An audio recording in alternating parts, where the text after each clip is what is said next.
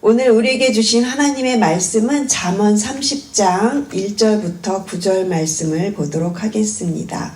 제가 가지고 있는 구약성경 페이지 944페이지입니다. 잠언 30장 1절부터 9절 말씀입니다. 생명의 삶 본문은 14절까지인데 오늘 저희는 9절까지만 읽겠습니다. 잠언 30장 1절부터 9절까지 말씀 찾으신 줄로 알고 함께 소리를 내어 합독을 하겠습니다. 이 말씀은 야게의 아들 아굴의 잠언이니 그가 이디엘 곧 이디엘과 우갈에게 이른 것이니라.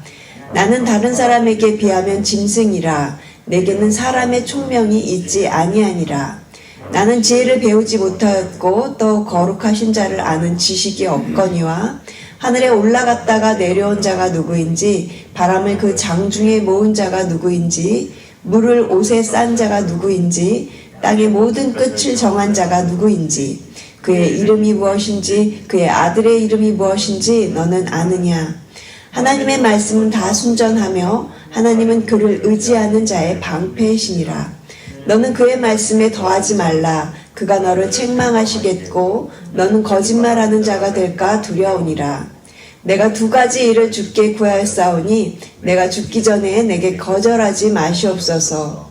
곧 헛된 것과 거짓말을 내게서 멀리 하옵시며 나를 가난하게도 마옵시고 부하게도 마옵시고 오직 필요한 양식으로 나를 먹이시옵소서. 혹 내가 배불러서 하나님을 모른다 여호와가 누구냐 할까 하오며 혹 내가 가난하여 도둑질하고 내 하나님의 이름을 욕되게 할까 두려워함이니이다. 아멘.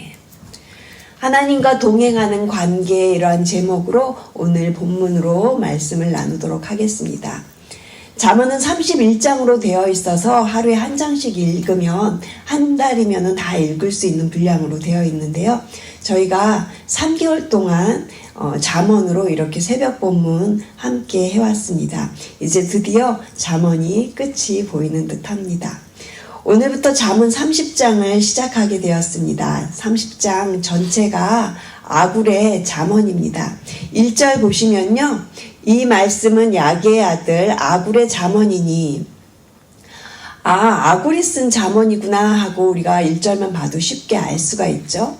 아굴은 이방인인지 유대인인지 잘 몰라요. 그런데 그 이름의 뜻을 보면 나그네라는 그 이름을 가지고 있습니다. 그리고 이 이디엘이라고 하는 단어가 2번 나오는데요. 이디엘 곧 이디엘과 우갈에게 이른 것이니라 이렇게 1절이 말을 하고 있죠. 여러분 이 이디엘이라는 말 속에는요.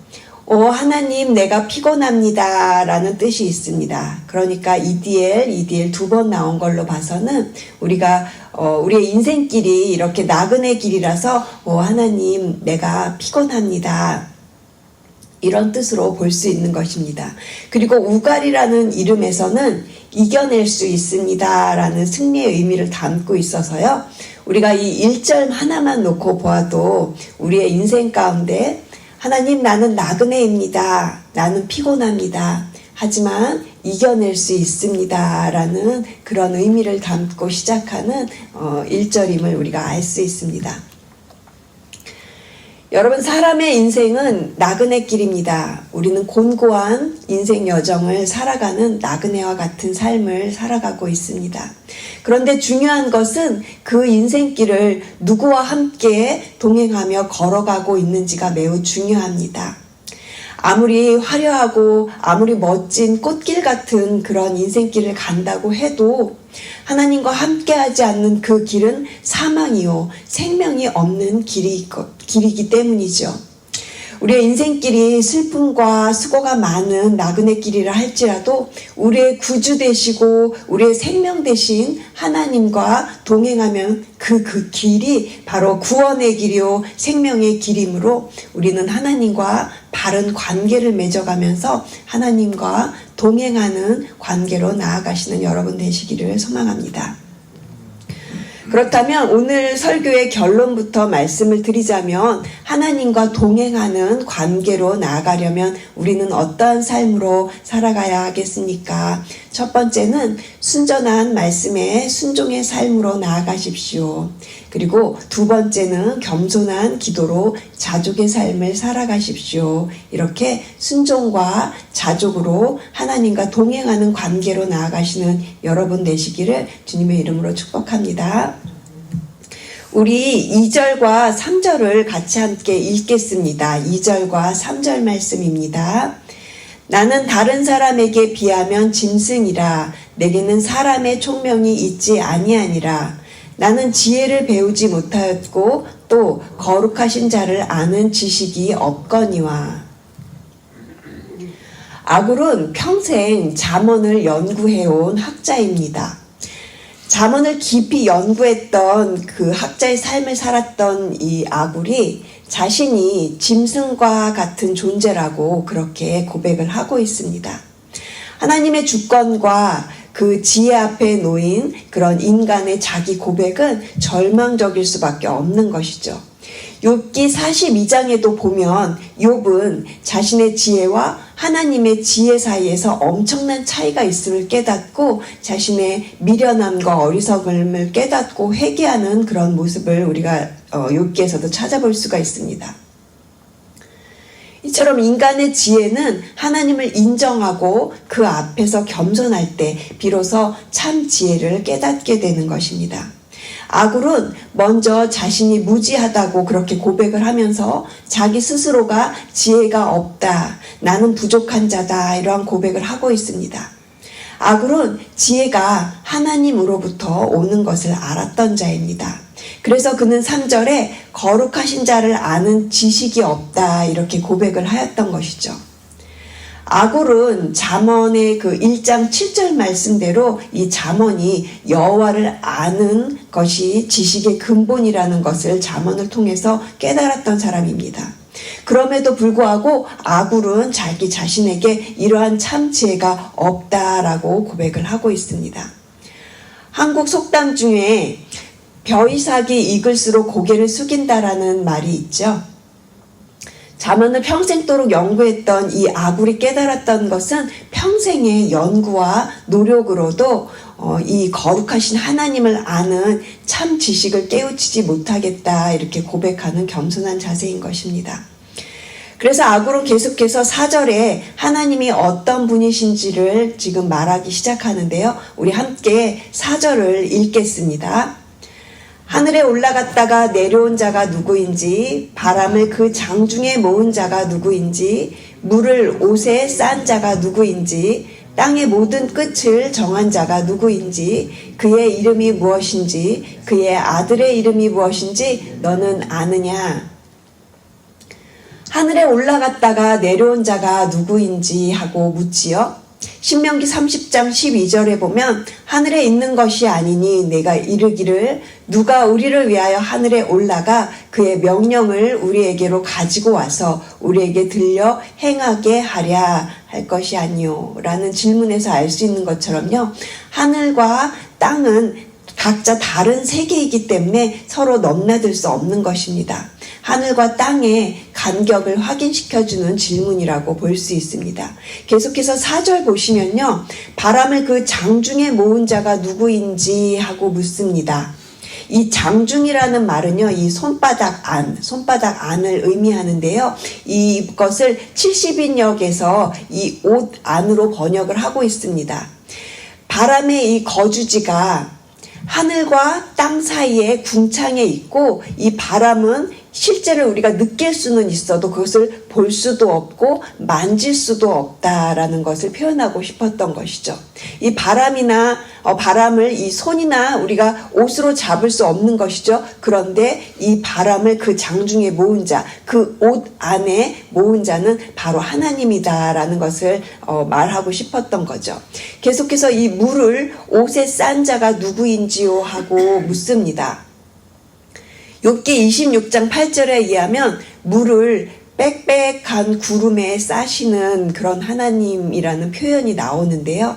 여기서 이 옷은요 바로 구름을 의미합니다. 그러니까 하나님만이 이 비를 이 구름으로 싸실 수 있으시다, 이런 것을 말하고 싶은 거죠. 물을 옷에 싼 자, 비를 구름에 싸실 수 있는 자, 바로 하나님이시다, 이렇게 말을 하고 있는 것입니다. 또한 땅의 모든 끝을 정한 자가 누구인지요 하고 묻습니다. 하나님은 이 땅의 경계를 정하실 뿐만 아니라 이 땅에서 일어나는 모든 것을 주관하시는 분이십니다. 그리고 4절 끝부분 보시면요, 그의 이름이 무엇인지, 그의 아들의 이름이 무엇인지 너는 아느냐 그랬어요. 이름은 정체성을 의미합니다. 여호와의 정체성에 대한 질문을 하고 있는 겁니다. 출애굽기에서도 모세가 하나님께 그렇게 묻습니다. 그런데 하나님께서 나는 스스로 있는 자니라, 이렇게 모세에게 대답을 해주십니다. 출애굽기 3장 14절 말씀에 보면 그들이 내게 묻기를 그의 이름이 무엇이냐 하리니 내가 무엇으로 그들에게 말하리이까. 하나님이 모세에게 이르시되 나는 스스로 있는 자니라. 구약 성경에서는요, 여호와의 아들에 대해서는 알려주고 있는 바가 없습니다. 그런데 이 구약이 말하고 있는 지혜전승, 우리가 잠언을 계속 보고 있는 잠언을 지혜전승이라고 하는데요. 이 지혜전승에서는 아버지와 아들의 관계를 통해서 그 정체성이 전달된다고 이해하기 때문에 이렇게 지금 묻고 있는 것입니다. 구약에서는 그렇지만 저희가 신약을 알고 있고 신약을 읽고 있는 저희들은요, 이분이 바로 하나님의 아들 예수 그리스도를 가리키고 있다는 것을 우리가 알 수 있습니다. 궁극적으로 지혜는 하나님에게서 오는 것이기 때문에 이제 하나님의 말씀에 순종해야 한다라는 것을 강조하려고 아고론 계속해서 이제 5절과 6절을 말씀하기 시작합니다. 우리 함께 5절과 6절 말씀을 같이 읽겠습니다. 하나님의 말씀은 다 순전하며 하나님은 그를 의지하는 자의 방패시니라. 너는 그의 말씀에 더하지 말라. 그가 너를 책망하시겠고 너는 거짓말하는 자가 될까 두려우니라. 5절 보시면요, 아굴은 하나님의 말씀을 다 순전하다 이렇게 선언하고 있습니다. 이 말씀은 시편과 사무엘하에 있는 말씀을 인용한 것입니다. 시편 18편에 보면요, 하나님의 도는 완전하고 여호와의 말씀은 순수하니 그는 자기에게 피하는 모든 자의 방패시로다.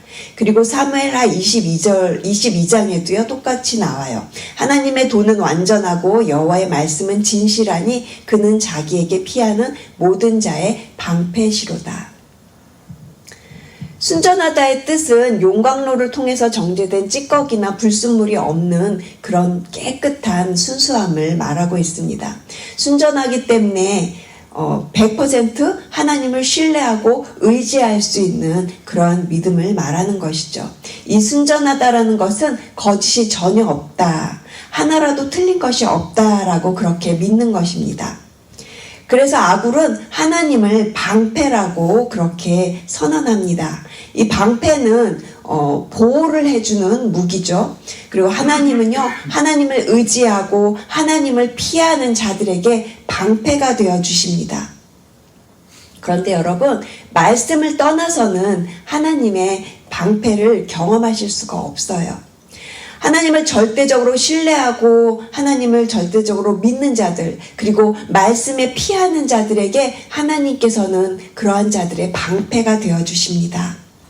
순전한 말씀을 통해 하나님의 방패 되심을 경험하시는 저와 여러분 되시기를 주님의 이름으로 축복합니다. 계속해서 6절 보시면요, 너는 그 말씀에 더하지 말라. 그가 너를 책망하시겠고 너는 거짓말하는 자가 될까 두려우니라. 주님의 말씀은 순전하기 때문에 거기에 무언가를 더하거나 빼게 되면요, 흠이 생기죠. 불순물이 생기고 또 말씀이 진리되지 못하고요. 그리고 하나님으로부터 책망을 받게 됩니다. 그리고 거짓말하는 자가 될 수 있기 때문에 이렇게 경고를 하고 있는 말씀입니다. 그래서 고린도전서 4장 6절에서도 사도 바울이 기록된 말씀 밖으로 넘어가지 말라고 이렇게 경고를 하고 있는 것입니다. 사랑하는 성도 여러분, 하나님의 말씀만이 진리이십니다. 그분의 말씀은 순전하기 때문에 그분의 말씀을 절대적으로 신뢰하는 사람들에게 하나님께서 말씀을 통해서 그들을 방패처럼 지켜주시고 우리를 그렇게 지켜주시고 계십니다. 하나님은 우리보다 크시기 때문에 때로는 그분의 말씀을 다 이해할 수 없습니다. 그래서요, 여러분, 말씀이 이해가 되지 않더라도 한번 계속해서 순종을 해보십시오. 순종을 하면 할수록요, 말씀이 더욱더 이해되고 또 말씀이 분명하게 다가옵니다. 그렇게 말씀에 순종하다 보면 정말 참으로 하나님의 가르침이 진리라는 것을 우리가 더욱 깨닫게 되는 것입니다. 그래서 여러분, 순종하는 것이 말씀을 이해하는 지름길이 됩니다. 순전한 말씀에 순종으로 나아가시는 저와 여러분 되시기를 주님의 이름으로 축복합니다. 하나님과 동행하는 관계로 나아가려면 첫 번째 순전한 말씀에 순종의 삶으로 나아가십시오. 그리고 두 번째 우리가 알아야 할 것은 겸손한 기도로 자족의 삶을 살아가십시오. 이제 저희 7절부터 9절은 아굴의 기도입니다. 아굴은 두 가지 일을 하나님께 구하면서 죽기 전에 이루어달라고 간구합니다. 7절에 보시면 죽기 전에 라는 표현을 볼 때 아마도 아굴은 죽음을 앞둔 상황인 것으로 생각이 됩니다. 그러니까 잠언을 평생 연구하면서 지혜자로 살아왔던 이 아굴이 죽기 전에 이렇게 기도를 드리는 겁니다. 8절과 9절을 제가 읽겠습니다. 곧 헛된 것과 거짓말을 내게서 멀리 하옵시며 나를 가난하게도 마옵시고 부하게도 마옵시고 오직 필요한 양식으로 나를 먹이시옵소서. 혹 내가 배불러서 하나님을 모른다 여호와가 누구냐 할까 하며 혹 내가 가난하여 도둑질하고 내 하나님의 이름을 욕되게 할까 두려워함이니이다. 아굴은 하나님께 자족의 삶을 살게 해달라고 그렇게 기도합니다. 헛된 거짓말을 멀리하게 해달라고, 너무 가난하거나 부자가 되지 않기를 오직 필요한 양식만 달라고 그렇게 기도합니다. 이렇게 기도한 이유를 9절에서 말하고 있는데요. 아굴은 자기가 부자가 되면 마음의 간절함이 없어지고 스스로 교만해질까 하여 그래서 필요한 양식만 구했습니다. 또한 너무 가난하여 남의 것을 훔치는 그런 어떤 유혹에 빠져 하나님의 이름을 욕되게 할까 하여 필요한 양식만 구했습니다.